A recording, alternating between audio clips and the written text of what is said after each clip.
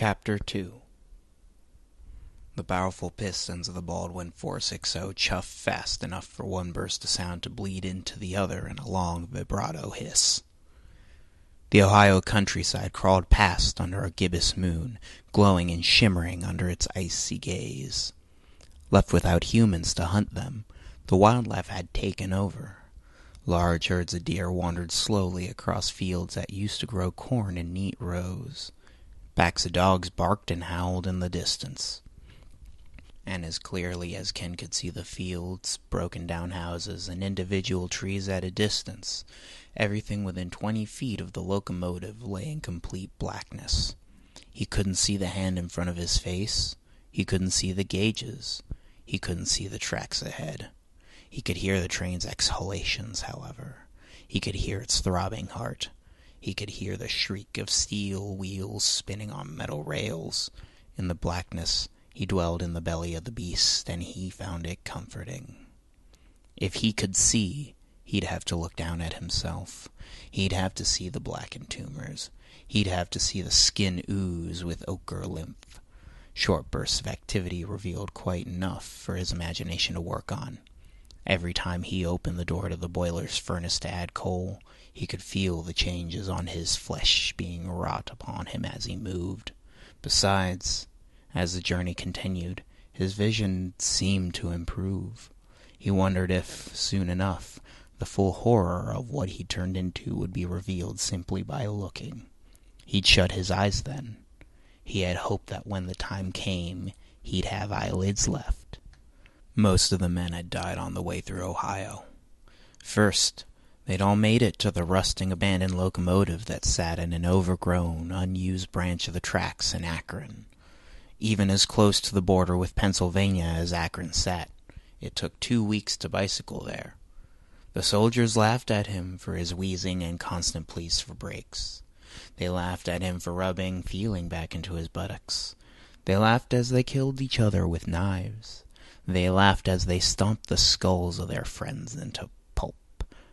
The ones who survived shot the ones who went mad. After a while, you couldn't tell the sane from the insane. Everyone had the blood of a fellow soldier on their conscience. Out of an entire company of men, 150 souls, 10 climbed aboard the train as it slowly ground its way down the tracks. The rest was only a fraction of an inch deep. The gear still worked. The wheels still spun. They'd greased and oiled and sanded and welded for a week, huddling together for comfort and protection in a hastily fortified maintenance building. They'd slept only fitfully. The night carried the desperate and angry sounds of animals no one could identify. 3 people kept watch. No one wanted to have their throat ripped out in their sleep by the gnashing teeth of yet another soldier gone insane. Yet somehow they brought the old Baldwin 460 back into working order. The old steam train, with no electronics whatsoever, was impervious to the effects of the pail. They'd filled the tank with water, lit the fire in the boiler, and released the brakes. Then they set it moving westward. This was the easy leg of the journey. The next would be much more difficult. The package, as the soldiers called it, sat at a loading dock in Findlay, on the other side of the state.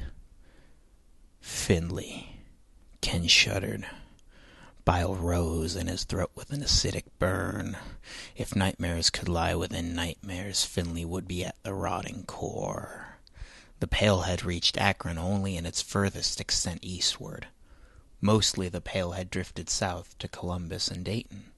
Findlay lay directly in its path and had been swallowed up early, just a few years after the event. The pail had taken 2 decades to wreak its full measure of corruption upon the town. 5 more men died before reaching the loading dock and its package. They lay in good company. The white bones of countless others were strewn upon the ground in the station. They were possibly the remains of a previous group of scientists and soldiers who'd managed to get the package onto a boxcar before being consumed. Sitting in the train 2 days later in pitch blackness, Ken couldn't remember what had killed the last few remaining soldiers accompanying him. Everything happened out of sequence. Effect came before cause. Buildings bent and twisted as he looked at them. Colors didn't match his memory. Green was not green. Red was not red. Even in broad daylight, he couldn't hold on to anything that could be called real.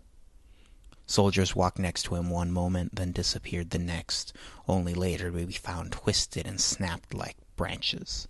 One soldier sat down and calmly started to flay the skin off his own body. The remaining men didn't wait for him to finish. They continued their work as he screamed and laughed and continued this self-butchery. In one moment of utter insanity surpassing all of the others, one soldier opened the door to the boxcar. Ken heard him scream for hours.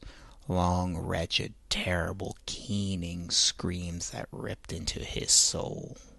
He'd realized sometime later that he'd gone blind. He could still see the thing housed in the boxcar, however. Even after they managed to shut the door again, it flashed and throbbed. Only at night, under the moon, did his vision reveal ghostly apparitions that flit along the menacing shadows of the landscape crawling by the moving locomotive. Ken knew he'd been allowed to leave Finley with the package. The force that resided there let him go after showing him the full measure of its power. Unseen and unyielding, it exacted its price from his flesh. What left Finley was like no man Ken had ever known before. He did not cut off his arms, even though they disgusted him with their wet and rubbery texture. Had he really lived with these appendages all his life? He wanted to shed them so he could flop and crawl on the ground as he was supposed to. His breath stank of shit and decay, yet he didn't sew his mouth shut or cut his nose off. The foul, foul worm called Ken resisted all temptation to transform into his true form. He must get the package to Cincinnati. He must earn the $1 million for his son. In an act of willpower that would be considered heroic if anyone had survived to witness it, Ken set the train moving and kept the boiler stoked for hundreds of miles. Somewhere on the trip south, Ken died, though he scarcely noticed. The thing in the boxcar killed him. Whatever the train possessed caused its metal sides to bubble and hiss. The boxcar's original green color burnt to pitch blackness. Oily, noxious smoke popped rivets out of metal panels to escape and mix with the exhaust of the locomotive. Sometimes the thing spoke to him in a low, unintelligible growl. It touched him, caressed him, changed him, twisted him, and molded him to its reality. The corpse shoveled more coal into the furnace. The sullen red glow from the burning coal within reflected off the twisted claws Ken's hands had become. He reached up and pulled the cord to sound the horn. The train screamed.